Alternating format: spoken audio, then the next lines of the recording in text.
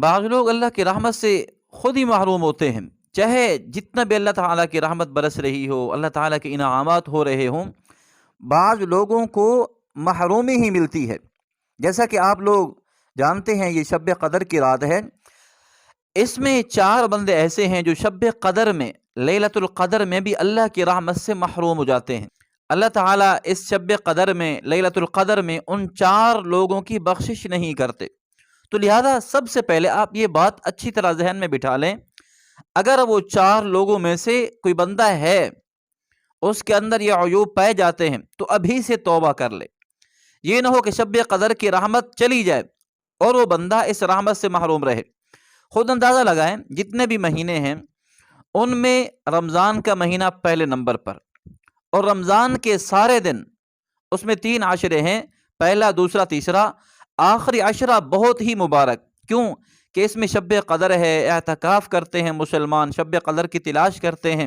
اور یہاں تک کہ اسی آخری عشرے میں لیلۃ الجائزہ ہے، جس میں سارے مسلمان محنت کر کے اپنے اعمال اللہ کے سامنے پیش کرتے ہیں، اللہ ان کو بدلہ دیتے ہیں۔ تو شب قدر کی مبارک رات جس میں اللہ تعالیٰ فرشتوں کو نازل فرماتے ہیں، جبرائیل امین آتے ہیں، اللہ کی رحمت برستی ہے ساری رات، اللہ تعالیٰ کی رحمت برس رہی ہے مسلمانوں پر، نیک اعمال کرنے والوں پر، لیکن 4 بندے اس رات میں، برکت والی رات، رحمت والی رات، فرشتوں کے نزول والی رات، اللہ تعالیٰ کی مہربانی والی رات، اس رات میں 4 بندے اللہ کی رحمت سے پھر بھی محروم ہیں۔ تو ان میں سے ایک بندہ فرمایا کہ جو شراب کا عادی ہے، ہمیشہ شراب پیتا ہے، اللہ تعالیٰ اس رات میں شرابی کی بخشش نہیں فرماتے، رحمت کا نزول ہوتا ہے، ساری رحمتوں کے باوجود یہ بندہ اللہ کی رحمت سے محروم ہے۔ تو اس لیے کوئی بندہ بھی شراب پیتا ہے ابھی سے توبہ کر لے، کیونکہ شب قدر آنے والی ہے، تو اس میں وہ محروم نہ رہ جائے، ابھی سے توبہ کر لے کہ اللہ آئندہ کے لیے میں شراب نہیں پیوں گا، کیونکہ شراب ایسی چیز ہے، اللہ تعالیٰ خود فرماتے ہیں یا ایھا الذین آمنوا انما الخمر والمیسر والانصاب والازلام رجس من عمل الشیطان، 4 چیزوں کا ذکر فرمایا، اس میں سے ایک شراب بھی ہے۔ فرمایا اے ایمان والو، یہ گندگی ہے، شراب گندگی ہے، شیطانی عمل ہے، اس سے بچو، فجتنبو، اس سے بچ جاؤ، لعلکم تفلحون، تاکہ تم کامیاب ہو جاؤ۔ حضور اکرم صلی اللہ علیہ وسلم نے فرمایا الخمر جماع الاثم، یہ شراب تمام گناہوں کی جڑ ہے، یعنی کہ اسی سے سارے گناہ نکلتے ہیں۔ تو اس لیے کوئی بندہ شراب کا عادی ہے، شب قدر آنے سے پہلے پہلے اللہ سے معافی مانگ لے اور اس سے توبہ کر لے۔ اور جو دوسرا بندہ ہے وہ کیا ہے؟ والدین کا نافرمان، والدین کے ساتھ بدسلوکی کرنے والا، والدین کی عزت کو پامال کرنے والا، ان کی نافرمانی کرنے والا، یعنی کہ والدین کا نافرمان ایسا ہے کہ اس کی اس شب قدر کی رات میں بخشش نہیں ہوتی۔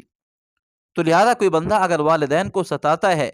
ان کو ناراض کرتا ہے، والدین اس پر ناراض ہیں، ابھی سے جا کر ان کو منا لے، ان کو راضی کر لے، تو اللہ کی رحمت اس کو مل جائے گی۔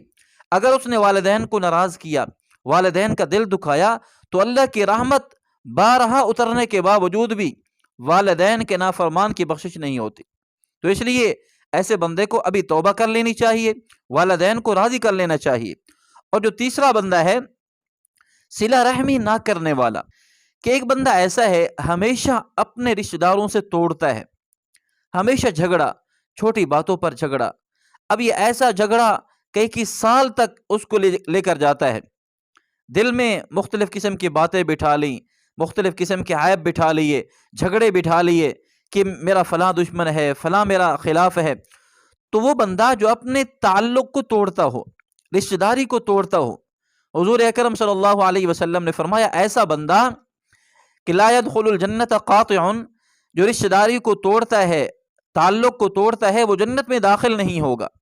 تو اس لیے میرے محترم، اگر کوئی بندہ ایسا ہے جو آپس میں لڑائی جھگڑا کر رہا ہے، رشتہ داری ٹوٹی ہوئی ہے، جھگڑے ہیں، تو جا کر سب سے معافی مانگ لے کہ میں اللہ کی رضا کے لیے معافی مانگتا ہوں، مجھے معاف کر دے۔ جو رشتہ داروں کو توڑتا ہے اللہ اس کی بخشش نہیں فرماتے۔ تو اس لیے رشتہ داروں کے ساتھ جوڑنا، حضور اکرم صلی اللہ علیہ وسلم نے فرمایا سلمن قطع،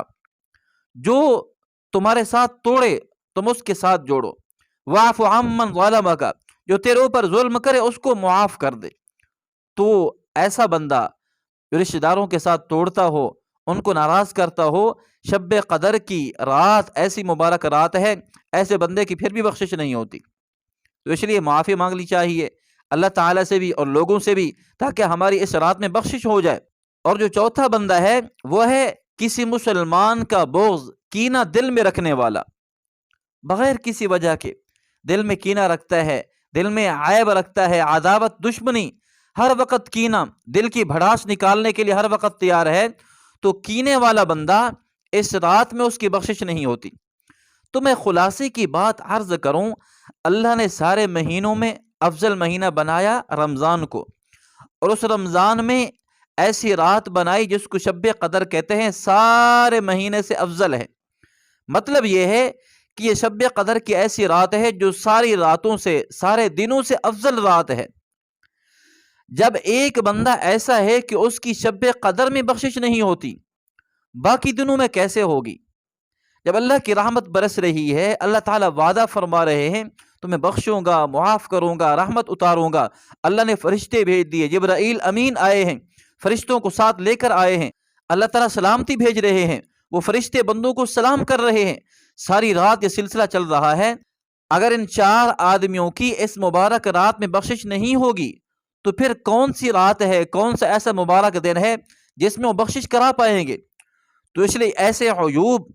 جو ہمارے اندر ہوں، ہر مسلمان اپنے دل میں جھانک لے، اپنے گربان میں دیکھے کہ میرے اندر یہ عیب ہیں، تو فوراً توبہ کر لے، معافی مانگ لے، سدھارنے کی کوشش کرے۔ اگر عیب نہیں ہے تو پھر بخشا بخشایا ہے۔